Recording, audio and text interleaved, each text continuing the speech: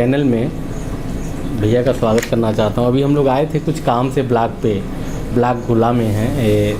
सुनील भैया से मुलाकात हुआ, बातों बातों में नवोदय विद्यालय की चर्चा हुई और चर्चा हुई तो आदमी जो है 10 साल 20 साल पीछे जो है अपने ख्वाबों में गुम हो गया।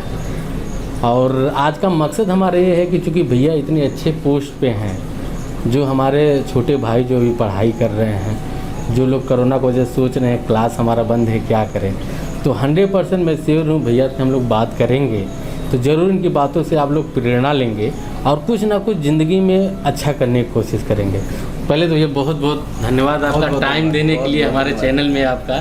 तो कौन से बैच से हैं आप? 2000 बैच से हूँ मैं, 2000 बैच पास आउट हूँ। जी जी। नवोदय विद्यालय गौरीगंज अमेठी, पहले सुल्तानपुर हुआ करता था, अभी अमेठी हो गया। जी जी। तो वहाँ से हूँ। और कैसे भी 12 पास आपने कब किया और कौन सा कैसे आपने ख्वाब देखा? बचपन से नवोदय से ही ख्वाब देखते थे कि इस क्षेत्र में आना है, या होता है कभी कभी आदमी चाहता है कुछ और ट्रैक कुछ और पकड़ के ज़िंदगी कहीं और पहुंचा देती है? नहीं, सिविल सर्विसेज तो बचपन से ख्वाब था। जी जी। मतलब नवोदय विद्यालय में डीएम साहब और एसडीएम साहब आते रहते थे। जी जी। और वो बत्ती की चमक और प्रोटोकॉल ये सब चीज़ें अट्रैक्ट करती थी। मतलब बहुत दिनों तक तो ये पता ही नहीं था कि ये पढ़ के और नौकरी करके मिल सकता है, नौकरी है ये। जी जी। लगता था कि ये मतलब आपको पॉलिटिकल सेटअप में मिलता है, मतलब ये मतलब कोई आपको गिफ्ट करता है। जी जी। ये पढ़ाई से नहीं मिल सकता। बट धीरे धीरे पता चला, गांव में ही मेरे जो मतलब कज़न ब्रदर हैं वो 97 बैच में जब IAS हुए तो हम लोगों को रास्ता भी दिखने लगा। फिर मेरे बुआ जी के एक बेटे हैं जो इस समय ADM प्रतापगढ़ हैं, शत्रुघ्न। मतलब आपको बचपन से ही फैमिली से लगा, सारे जगह से IAS PCS बचपन से आपके दिमाग में आया कि हमको इसी क्षेत्र में जाना है। मतलब उसी तरह के मतलब सर्किल भी बनता गया। जब शत्रुघ्न भैया का PCS में हो गया तो ये अंदर ये आया कि नहीं, हमारे साथ में रहने वाले व्यक्ति ही मतलब PCS और IAS होते हैं। तो फिर लग गए इस दिशा में। जी, इस बात पे नोट करने वाली बात है कि ध्यान देने वाली बात यह है कि नवोदय में लोग पढ़ते हैं, ठीक है, 12th तक किए, 12th पास किए, 12th के बाद आदमी कंफ्यूज होता है अब करना क्या है। जब आप भैया के अपने विचारों से समझा, बातों से समझा, बचपन से इनका एम था एक ही।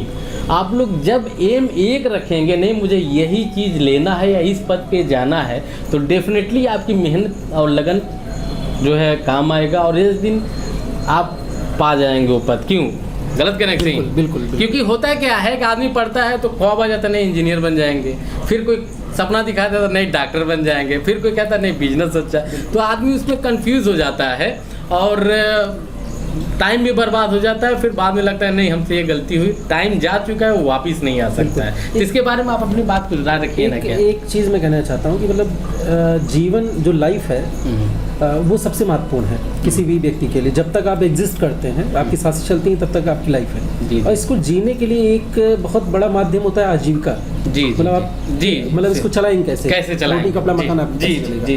तो उस रोटी कपड़ा और मकान की व्यवस्था के लिए आप आजीविका का चयन करते हैं। जी। अगर उस आजीविका का चयन करते समय एक व्यक्ति अपने ख्वाबों को और अपने एक्सपेक्टेशन को जोड़ ले और अपने नेचर को साथ में क्लब कर ले, उसको ये लगे कि मतलब जो मेरा नेचर है, जो मैं चाहता हूँ, वो इस नौकरी के माध्यम से हो सकता है। वो जरूर नहीं कि सिविल सर्वेंट होकर ही हो सकता हो सकता है डॉक्टर बनकर हो सकता है इंजीनियर बनकर हो सकता है सिविल सर्वेंट बनकर हो सकता है वो कुछ नहीं बिजनेस करके भी हो सकता हो।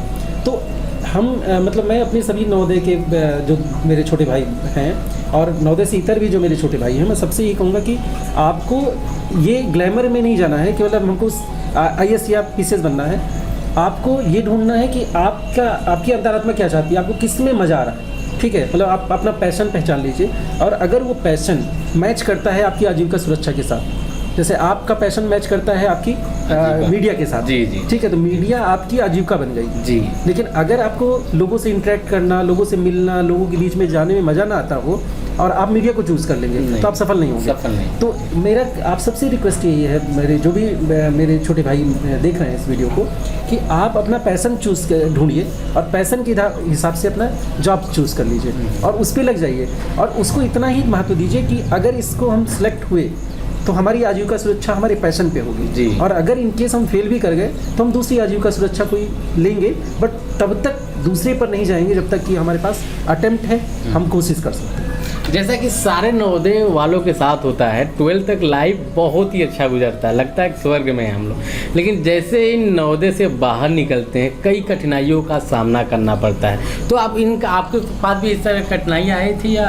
हाँ, मतलब ये डेफिनेटली ये कहेंगे, क्योंकि नवोदय एक ऐसा एटमॉस्फेयर होता है जिसमें हमारे जो कलीग हैं, जो हमारे सीनियर हैं, हम लोग को एहसास नहीं होता कि हम परिवार से बाहर हैं। जी जी। मतलब वो हमेशा एक परिवार का एहसास दिलाते हैं। हमारे टीचर्स हमको मतलब हमारे पेरेंट्स जैसा भाव देते हैं। जब हम बाहर निकलते हैं, खासतौर पे जब पढ़ने के लिए इलाहाबाद दिल्ली जाते हैं, तो कई बार हमको ये लगता है कि हम अब अपने पेरेंट्स से दूर अकस्मात मतलब ऐसी जगह है जहाँ पे अब हमारे पीछे कोई सपोर्ट नहीं है। नवोदय में पहले टीचर जो है पढ़ाने के लिए बुलाते थे, समझाते थे, पकड़ते थे स्टूडेंट को, नहीं पढ़ाऊंगा, भागना नहीं है तुमको। लेकिन बाहर की दुनिया में उल्टा है।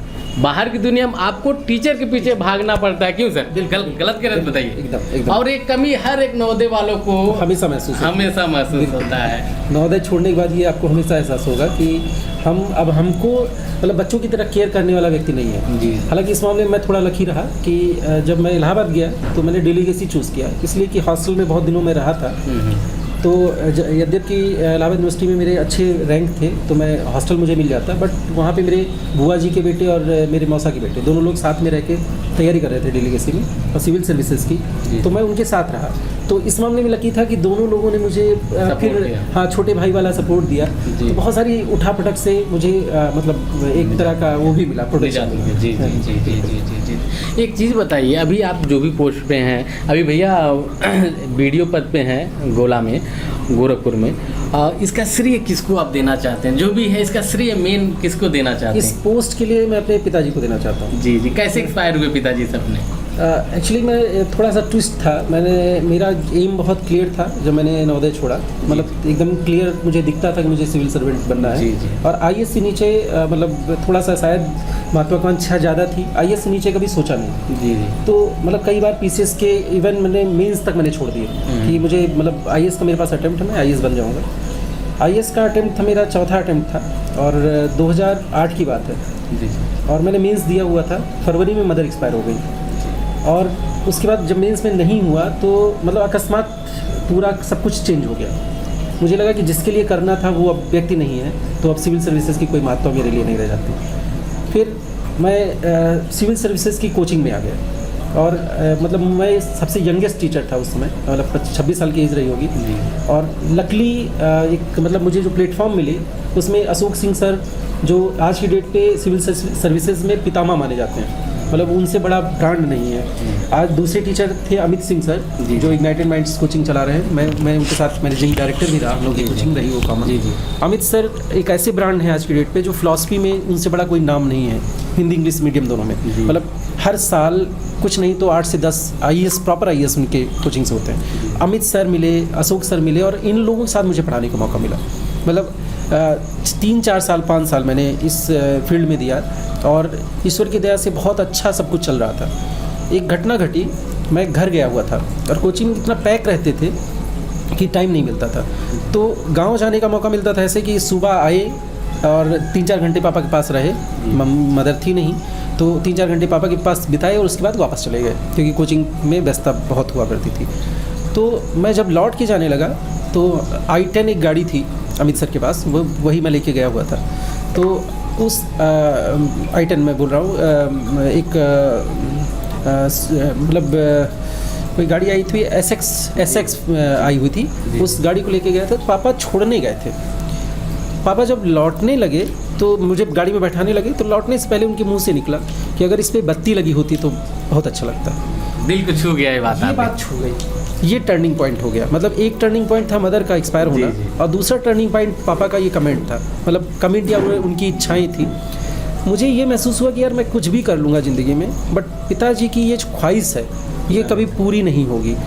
फिर मैंने मतलब अपने आप को फिर से पलटा और 2013 का जो ये मेरा जिसमें मेरा सिलेक्शन हुआ, 2013 का मेंस मैंने फिर थोड़ी ईमानदारी के साथ दिया। मतलब कोचिंग से 20 दिन की छुट्टी लगाई और पूर्णतया मैंने इस पर फोकस किया। और ईश्वर की दया से फिर मेरा इंटरव्यू कॉल हुआ और इंटरव्यू के लिए बहुत तैयारी की ज़रूरत पड़ती नहीं, 15-20 दिन की तैयारी की गई और फिर मैं यहाँ पे हूँ। और 2014 में भी फिर मेरा इंटरव्यू कॉल हुआ, उसमें भी सिलेक्शन हुआ। तो ये मतलब आगे की घटना है। तो इसीलिए मैंने कहा कि ये सारा क्रेडिट पिताजी को है। वो पिताजी के वो जो शब्द थे उसी ने मतलब मोटिवेट किया या इंस्पायर किया कि मैं इस बातों से यह समझ में आता है कि अगर दृढ़ संकल्प हो कि नहीं ये हमको करना है तो इंसान हर एक चीज़ प्राप्त कर सकता है। लेकिन दृढ़ संकल्प, इच्छा शक्ति मजबूत करना पड़ेगा। नहीं हमको ये चीज़ चाहिए है तो चाहिए है। आगे का क्या है प्लान भी? अगर इस पोस्ट से बहुत लोग हैं, अभी कई लोग नवोदय, कई उदाहरण है कि आदमी गवर्नमेंट जॉब पाया, फिर उसके बाद नहीं सेटिस्फाई हुआ, उसके अच्छे पोस्ट पे चला गया। बहुत से हैं आज की, और नवोदय के अलावा और लोग जो हैं, एक गवर्नमेंट जॉब मिल जाता है तो आदमी सेटिस्फाई हो जाता है, फैमिली है, घर अच्छे से चल रहा है, कोई प्रॉब्लम नहीं है, गवर्नमेंट जॉब है। लेकिन नवोदय में लोग जब तक सेटिस्फाई नहीं होते हैं, नहीं ये काम मेरे लेवल का नहीं है, तब तक वो मेहनत करना नहीं छोड़ते हैं। आइए इस क्रम में जानते हैं कि आखिर आपका क्या आगे का कुछ है प्लानिंग या नहीं। हाँ, डेफिनेटली जो आप कह रहे हैं कि ये पोस्ट पिताजी की इंस्पिरेशन थी। जी जी। और डेफिनेटली यहाँ पे काम करने के लिए एक स्कोप है। आप डाउन ट्रोडन के लिए, बहुत नीचे ऐसे तबकों के लिए काम करते हैं जिनको आपकी ज़रूरत है। बट फिर भी एक जो टीचर था, जो 5 साल जो एक टीचर था, वो टीचर गया नहीं। तो मतलब अंदर वो टीचर बीच बीच में जगता रहता है और वो कहता है कि मतलब यहाँ पर हम किसी को हो सकता है कि आवास बनवा दें, किसी को पेंशन करा दें, लेकिन उसके जीवन में तब तक परिवर्तन नहीं होता जब तक वो अपने पैरों पे खड़ा नहीं हो जाता। मतलब जब हम किसी की लाइफ को एक गोल दे देते हैं, एक एम दे देते हैं, एक आजीविका दे देते हैं, वो उसका टर्निंग पॉइंट होता है।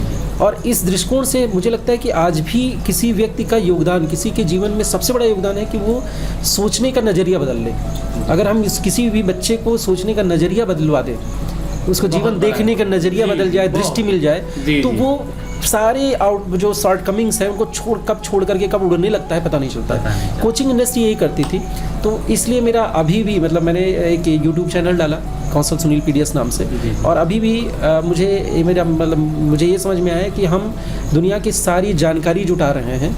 एक जो जानकारी जो खुद से रिलेटेड है, उस जानकारी से अनभिज्ञ है। तो मैं बहुत छोटा एग्जांपल देता हूँ कि हम अपने आप को नहीं समझ रहे। बहुत सारे उदाहरण आपके आ रहे हैं कि सुसाइड कर लिए प्रेशर में, ठीक है, कोई क्या है कि बीमारियां जब चारों ओर से घेर ली तब याद आया कि नहीं हमको रनिंग करनी चाहिए, हमको एक्सरसाइज करनी चाहिए। यानी व्यक्ति दुनिया की सारी चीज़ों को समझ रहा है, इवन कॉस्मॉस की जानकारी तक जुटाने की कोशिश कर रहा है, कुछ नहीं जुटा पा रहा है तो खुद के बारे में जानकारी नहीं जुटा पा रहा है। हमें कैसे खाना खाना चाहिए, हमें कैसे पानी पीने चाहिए, हमने माइंड बॉडी के बीच में बैलेंस कैसे रखना चाहिए, अपनी एक्सपेक्टेशन और अपनी रियलिटी में कैसे सामंजस्य बैठाना चाहिए, इनकी समझ नहीं। और यही बहुत सारी समस्याएं पैदा करती हैं हमारी, हमको जैसे निराश करती हैं, कई बार हमको तोड़ देती हैं। तो मेरा कोशिश जारी है कौशल सुनील पीडीएस पे कुछ वीडियोस अपलोड करते रहते हैं जिससे लोगों को एक मोटिवेशन मिले, और भविष्य में मतलब इच्छा है कि बच्चों के बीच में फिर से जाऊं और उनको पढ़ाऊं। एक चीज़ भैया के बारे में बताना चाहेंगे, इनके स्टूडेंट भी आज पीसीएस रैंक पे हैं। कितने होंगे भैया आपके स्टूडेंट? आपने मेन चीज़ बताया नहीं। पीसीएस में मेरे बैच में ही 3-4 लोग हैं जो जिस बैच में मैं सिलेक्ट हुआ 2013 में, 3-4 लोग हैं जो पीसीएस में मेरे साथ मतलब सिलेक्ट हुए। और उनको आपने क्लास किया था, उनको आपने पढ़ाया था? बिल्कुल बिल्कुल। भावना एक है जो इन्होंने तो मतलब साथ में मेरे ट्रेनिंग की, मतलब वीडियो की ट्रेनिंग ली और मेरी क्लासरूम स्टूडेंट रही हैं। 2015 में जब मेरा सिलेक्शन हुआ तो मतलब ये मैं नहीं कहूँगा कि मैंने किसी को बनाया, बट हाँ मतलब उसको गाइड करने में मेरा थोड़ा सा योगदान रहा। स्पीपा एक इंस्टीट्यूट है, Sardar Patel institute of public administration करके, गुजरात में। तो मैं गुजरात भी गया था, वहाँ मैंने क्लासेस ली थी।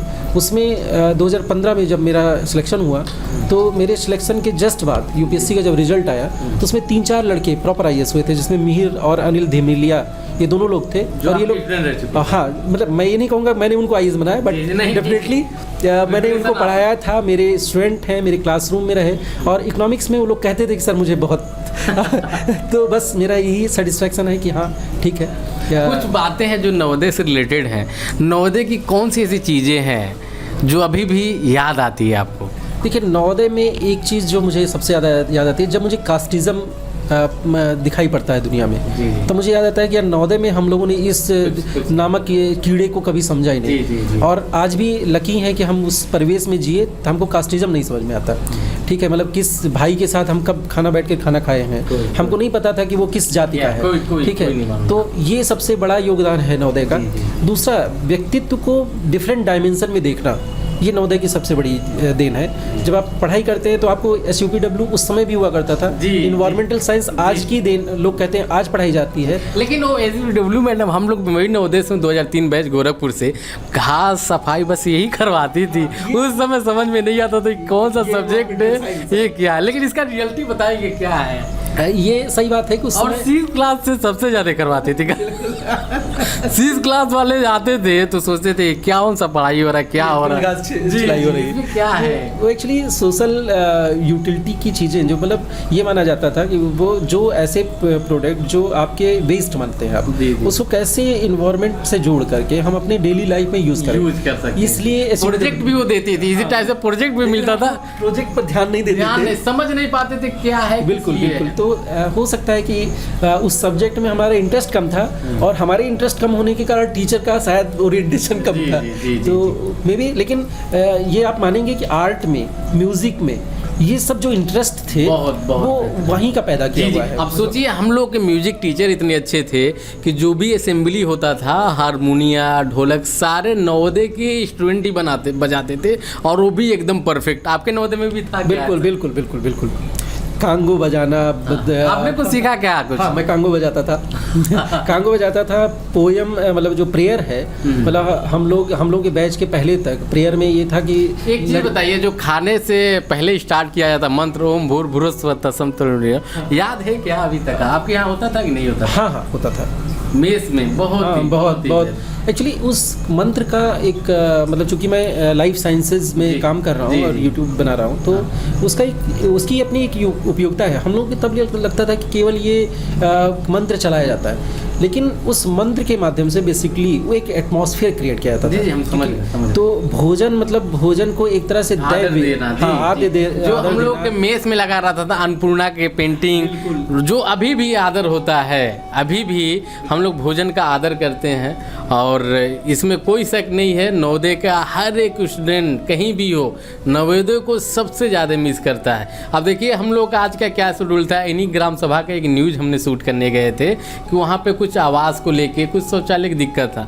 हमने गांव वालों को प्रॉब्लम सुनाया, सोचा वीडियो साहब से बाइट लेते इनका क्या कहना है, और आए तो बातों बातों में ओपन हो गया कि वीडियो साहब भी नवोदय से पढ़े हुए हैं, तो सर से भैया बन गए हमारे। क्यों? बिल्कुल बिल्कुल बिल्कुल। ये आत्मीयता नवोदय की देन है, और हम सब लोग ऋणी हैं अपने नवोदय के। जी जी। अपने हमारे दर्शकों को कुछ राय देना चाहेंगे हमारे चैनल? राय बस एक ही चीज़ जो मैंने बात शुरू की थी, मतलब मैं सबके लिए ही कहूँगा कि मतलब जीवन में आपका एड्रेस, हम बहुत सारे घर बना सकते हैं, जगह जगह के एड्रेस ले सकते हैं, लेकिन हमारे जीवन में हमारा सबसे परमानेंट कोई एड्रेस है तो हमारा शरीर है जी।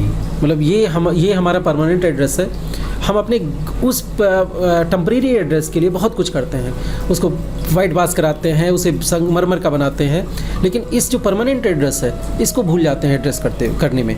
तो आप सबसे रिक्वेस्ट है कि अपने इस परमानेंट एड्रेस यानी अपने शरीर को अपनी प्रायोरिटी में सबसे पहला स्थान देने की कोशिश करें, क्योंकि किसी भी व्यक्ति का लाइफ पार्टनर ना उसकी वाइफ हो सकती है, ना उसके बच्चे हो सकते हैं, ना उसके माता पिता हो सकते हैं, उसका लाइफ पार्टनर यही है। जब तक ये लाइफ पार्टनर आपका साथ देता है तब तक आप इस दुनिया में होते हैं। जिस दिन आपका ये लाइफ पार्टनर आपको धोखा देता है, उस दिन आपके सारे पार्टनर आपको बस कुछ घंटों के लिए रखते हैं, और इस कोशिश में कि कितनी जल्दी इसको हम डिस्पोज ऑफ करेंगे। तो आप सबसे रिक्वेस्ट है, मतलब बियॉन्ड द लाइन, कि अपने शरीर को जो आपका परमानेंट एड्रेस है इसे सबसे ज़्यादा प्रायोरिटी देने की कोशिश की जाए, और ये साधन नहीं है, ये साध्य है। बहुत बहुत धन्यवाद भी हमारे चैनल को टाइम देने के लिए, बहुत बहुत धन्यवाद, मज़ा आ गया।